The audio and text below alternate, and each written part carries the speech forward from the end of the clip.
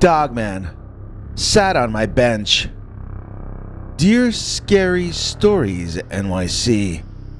My two favorite episodes on your channel are the ones about Dogman coming over and sitting next to people while they're sitting next to water. You assumed in those stories that the beast was interested in their fish, as these people were fishing. I'm not going to argue that point, as you are quite likely correct, but I am going to tell you a story that seems to indicate that these creatures may just enjoy being by bodies of water. This story happened to me long before those other narratives you've already run. This happened when I was taking a year break from college to try to figure out what I really wanted to do with my life.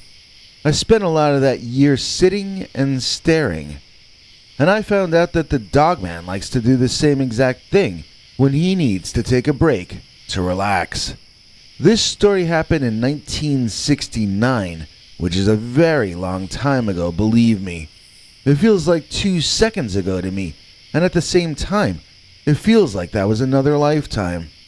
I had never heard of the Dogman, and when I told the story for years, I called the creature a dog bear. Why? It was the size of an adult bear, and when it initially came over to my bench, it walked on 2 legs, like a bear. Other than that, it appeared canine, and so really the term Dogman is just as descriptive as dog bear. I'll use either or both interchangeably in this. I was up at Blue Lake in Wisconsin, sitting on a bench overlooking the shore on a nice warm spring day. I had no thoughts or cares, and I just enjoyed the mesmerizing nature of looking out at the water. It was 1969. I was interested in all sorts of ways to mesmerize myself.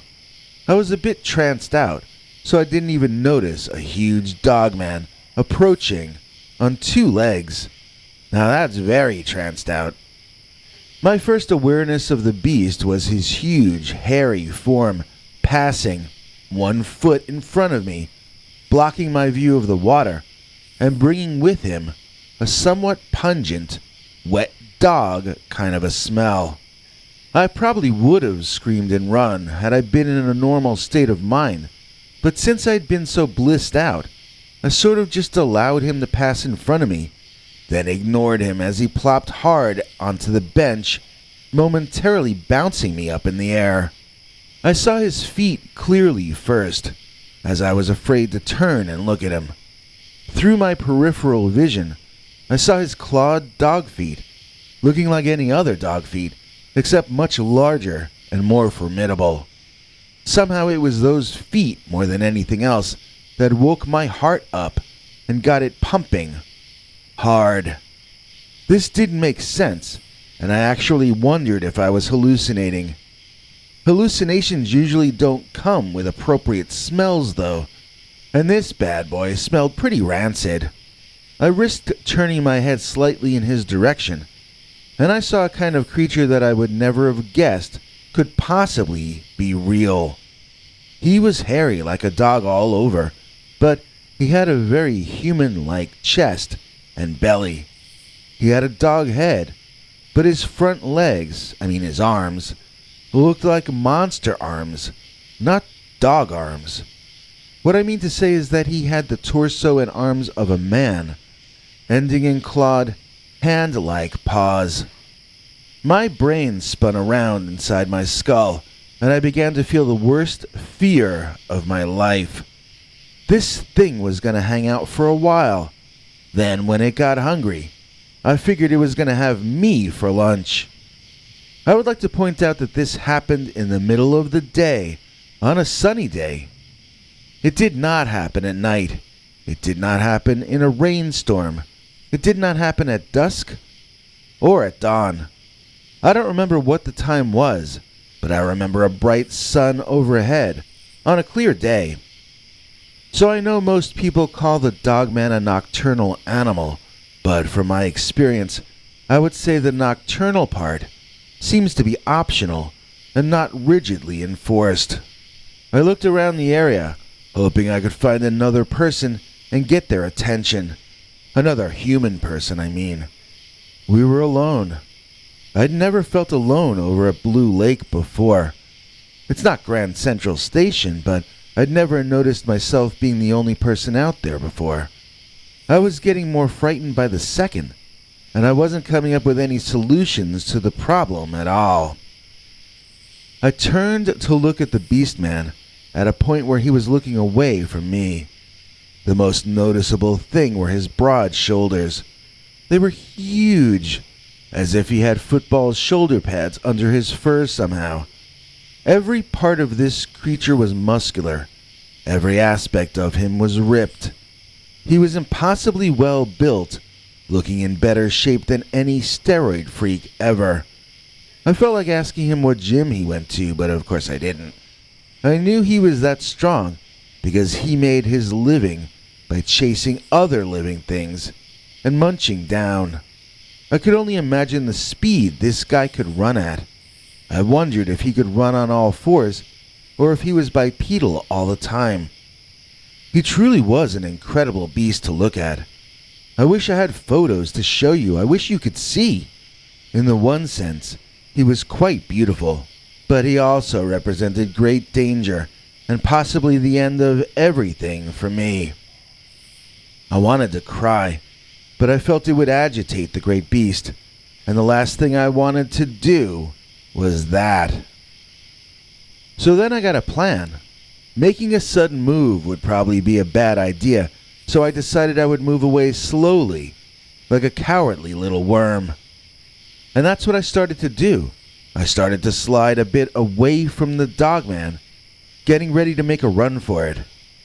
Suddenly, the Dogman put his arms up and yawned, this giant kind of a yawn that showed off his fangs to me. This boy was a meat eater. There was no doubt about it. Just seeing those teeth made me feel like I had already lost the fight. I never felt so sad and hopeless before, but then something happened to make things even worse.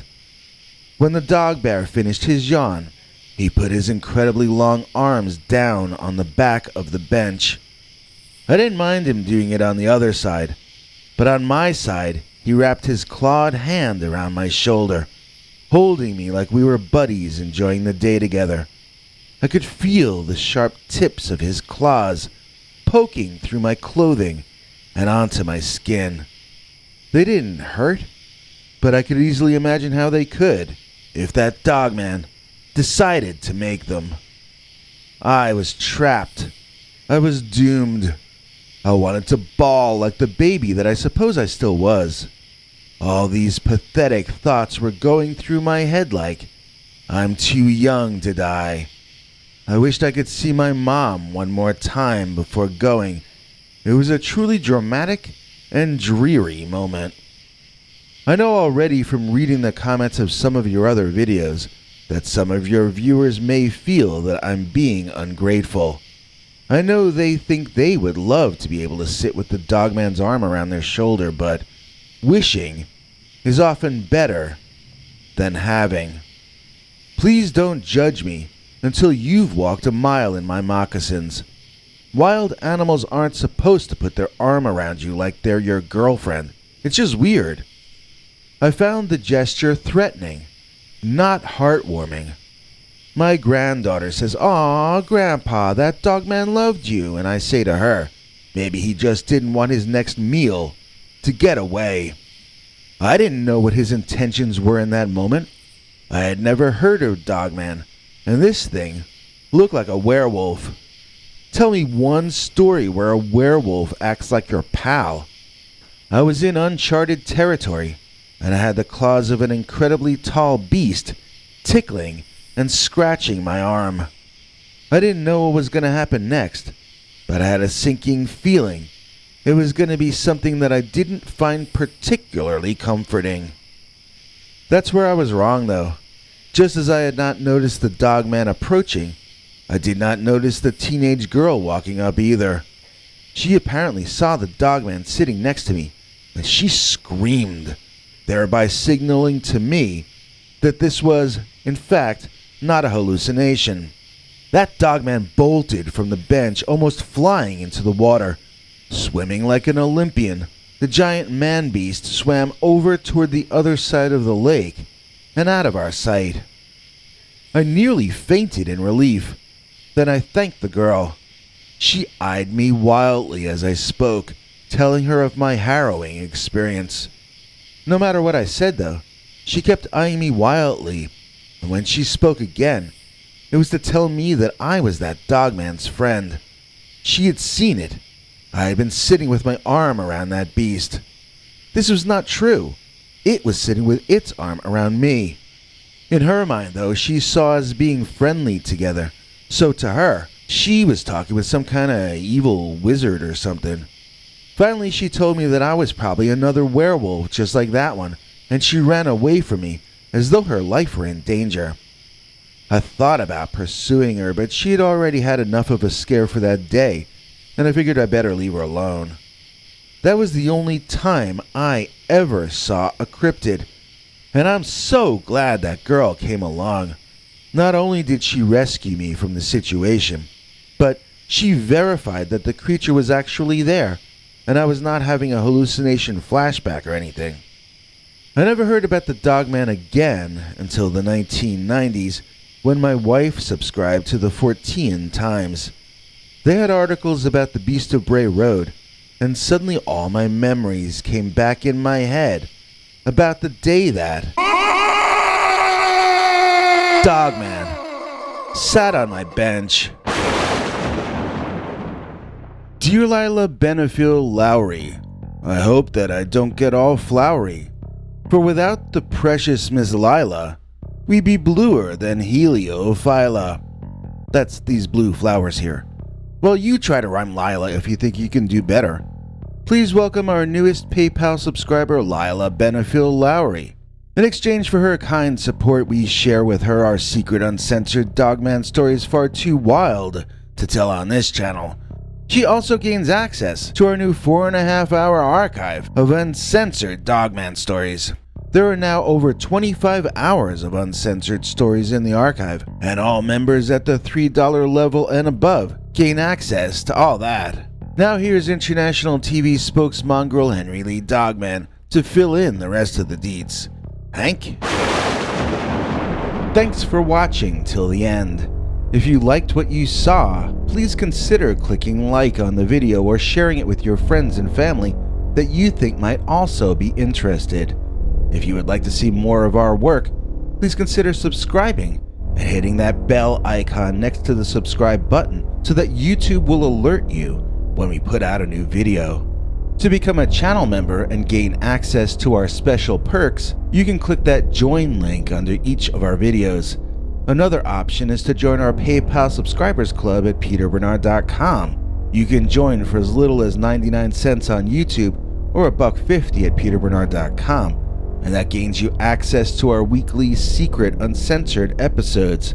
If you'd like to see our 21 hours of archives of uncensored Dogman stories, then please join at the $3 level or above. To get to watch our shows in advance of the public, please join at our $10 level. That gets you all the perks. If you join our channel memberships, you need to check our community page here on YouTube in order to get the links to the secret videos and other perks. If you're in the PayPal subscribers club, Peter will email you all the news and links himself. Once joining the PayPal club, which is Peter's homemade club, please give him a chance to see that you've joined and to compose you a personal welcome email, as none of that is automated. But whichever you join, we'll name you an executive producer for the next available episode.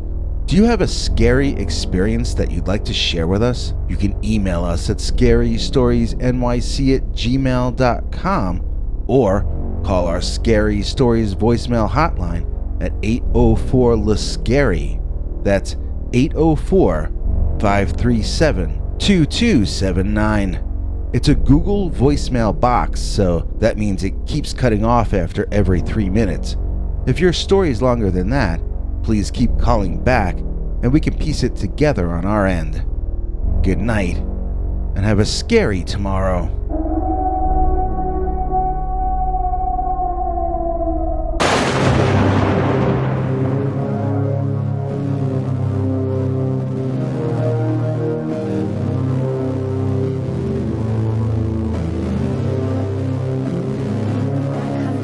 back for more scary stories.